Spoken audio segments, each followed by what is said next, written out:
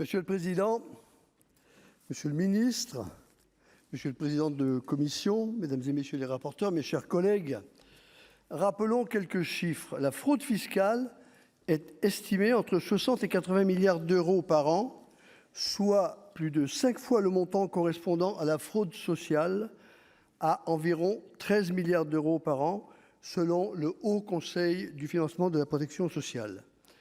La fraude sociale et fiscale est une anomalie. Pourquoi des fraudes aussi importantes depuis tant d'années sans que des mesures d'envergure soient mises en place pour les stopper? Les fraudes sociales et fiscales sont inacceptables. Elles minent le consentement à l'impôt chez nos concitoyens. Comment expliquer que l'on refuse de faire les investissements nécessaires, comme le recrutement d'inspecteurs des impôts, par exemple, pour lutter contre ces fléaux, alors que les coûts de ces investissements auront une efficacité immédiate du fait de recouvrement de sommes très importantes qui se comptent en milliards d'euros? Je suis favorable à certaines évolutions proposées dans ce projet de loi, mais je regrette le manque d'ambition du texte en matière de lutte contre la fraude fiscale. La défense des plus aisés semble être malheureusement le tropisme de ce gouvernement, comme en témoigne le refus de taxer les très grandes fortunes alors que la situation budgétaire de notre pays est très difficile et nécessite un geste de solidarité des plus riches. La fraude sociale dans notre pays est entourée de nombreux préjugés, pourtant des ménages ne sont pas les principaux responsables de la fraude sociale. Les entreprises et travailleurs indépendants sont à l'origine de 56% des fraudes sociales, selon le Haut Conseil de la protection sociale. Le réseau des URSSAF est la première victime des fraudes sociales. Près de 7 milliards de cotisations seraient éludées du seul fait du travail dissimulé, qui constitue l'essentiel de la fraude sociale. La part des assurés, notamment des titulaires des minima sociaux, reste faible dans l'ensemble. La fraude au RSA, sur laquelle l'attention de nos collègues de droite se concentre encore et toujours, ne représente que 1,5 milliard sur l'ensemble de la fraude évaluée, alors que le taux de RSA non réclamé atteint 34% et fait économiser plus de 3 milliards d'euros qui restent dans les caisses de l'État. De même, il faut lutter contre la fraude à l'allocation adulte handicapé, mais elle est minime et l'allocation adulte handicapé est l'une des aides les moins réclamées de France, taux de non-recours 61%. Nous partageons les objectifs globaux de ce projet de loi lorsqu'il vise à mieux prévenir, à détecter, à mieux lutter, à sanctionner, à mieux recouvrer. Le groupe des sénateurs socialistes, écologistes et républicains est ainsi favorable à tout ce qui permet de mettre en commun et exploiter les informations nécessaires à la lutte contre la fraude. Je veux mettre l'accent sur les dispositions de ce projet qui me paraissent bienvenues. Le programme de lutte contre la fraude par les organismes de sécurité sociale, le traitement des données de santé par les mutuelles, le droit de communication des agents des CPAM pour lutter contre la fraude, la création d'un régime de sanctions administratives pour les manquements des organismes de formation professionnelle à leurs obligations, le cumul d'une sanction conventionnelle avec une pénalité financière en cas de fraude des professionnels de santé, la création d'une procédure de flagrance sociale en cas de constat d'infraction à la législation sur le travail dissimulé, la révision des dispositions relatives aux obligations et à la solidarité financière des maîtres d'ouvrage et donneurs d'ordre. Il faut lutter contre la fraude sur les retraites tout en soulignant qu'elle est limitée. Je suis favorable aussi à l'amélioration du recouvrement des fraudes aux allocations chômage. Mais il ne faut pas augmenter le recouvrement, la fragilité des personnes concernées, surtout en cas d'erreur involontaire, par manque d'information ou par omission. Les sénateurs socialistes, écologistes et républicains auraient vraiment souhaité voter ce texte, car la fraude sociale ou fiscale en soi est intolérable. Il est totalement légitime de récupérer l'argent de la fraude, argent récupéré qui pourrait, par exemple, permettre la suppression des franchises médicales sur les médicaments. Malheureusement, le texte que nous examinons aujourd'hui s'est trouvé dénaturé par les travaux de notre commission. La majorité sénatoriale de droite, fidèle à ses vieilles lunes, a fait pencher le texte vers une stigmatisation des plus précaires. La droite sénatoriale a ainsi accentué encore le déséquilibre initial du projet de loi, modestie des dispositions de lutte contre la fraude fiscale et empilement de mesures parfois très démagogiques contre la fraude sociale.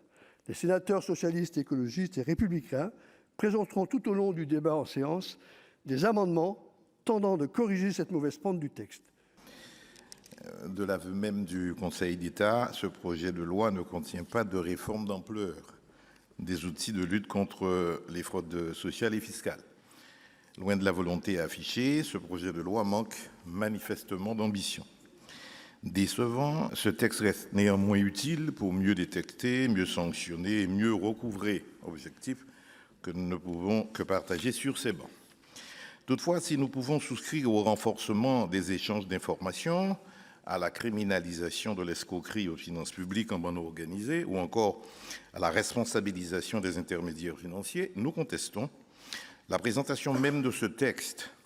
Une présentation qui mêle tous les types de fraudes au sein d'un même projet de loi dans une sorte d'ensemble flou et indistinct, un relativisme qui cherche à biaiser le débat, voire à orienter idéologiquement cet objectif commun de lutte contre les fraudes. Le projet qui nous est soumis est bien celui-ci, près de 20 articles pour lutter contre les 13 milliards d'euros de fraude sociale et seulement 7 articles pour lutter contre la fraude fiscale estimée au bas mot à 60 milliards d'euros. 3 fois moins de mesures pour 6 fois plus de fraude en volume. Le déséquilibre dans les priorités gouvernementales est ici manifeste. Concernant les articles relevant de la commission des finances, ils restent très techniques et, disons-le, timides.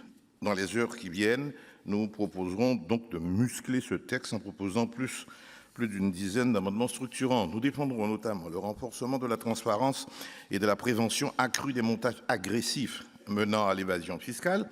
En la matière, je crois que nous devrons envisager de demander à ces officines de l'évasion de transmettre au fisc leur dispositif, leur montage ou leur schéma 30 jours avant. Je dis bien avant, pas 30 jours après. 30 jours avant leur livraison, leur commercialisation ou leur publication au public en ligne. Nous proposons de permettre à toute association agréée de pouvoir exercer les droits reconnus à la partie civile.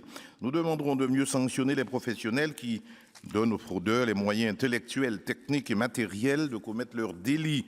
Nous proposons aussi un amendement intégrant le blanchiment dans la liste des infractions pénales pour lesquelles les agents de la DGFiP pourraient concourir aux enquêtes menées par la justice. Enfin, nous demanderons d'évaluer les moyens de l'État consacrés à la lutte contre la fraude fiscale, à l'évasion fiscale, à l'optimisation fiscale et au blanchiment des capitaux, car l'essentiel dans ce domaine est que la puissance publique dispose de moyens matériels et humains pour lutter véritablement, efficacement contre ce phénomène tentaculaire.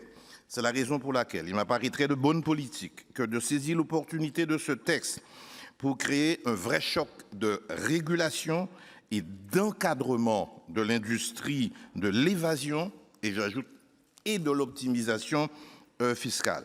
Face aux aléas politiques qui ne manquent pas d'impacter nos administrations et d'affecter leurs ressources, leur affectation de ressources, face à des vendeurs de montages fiscaux toujours plus créatifs, ingénieux et agressifs, nous devrons nous armer pour détecter et assécher en amont ces stratégies délétères d'optimisation. Certains proposent dans ce sens la création d'une autorité anti-optimisation, indépendante, nouvelle ou adossée à une organisation existante telle que l'AMF. Elle permettrait de faire appliquer la doctrine de la substance économique en étant saisie en amont du lancement de tout nouveau produit d'optimisation fiscale, de toute opération de cession de propriété intellectuelle ou de toute création de trust. Il ne s'agit pas d'interdire, parce que l'optimisation est apparemment légale, mais au moins d'en informer en amont l'administration. En fonction du sort réservé à nos administrations et en particulier de l'avis du gouvernement, nous avisons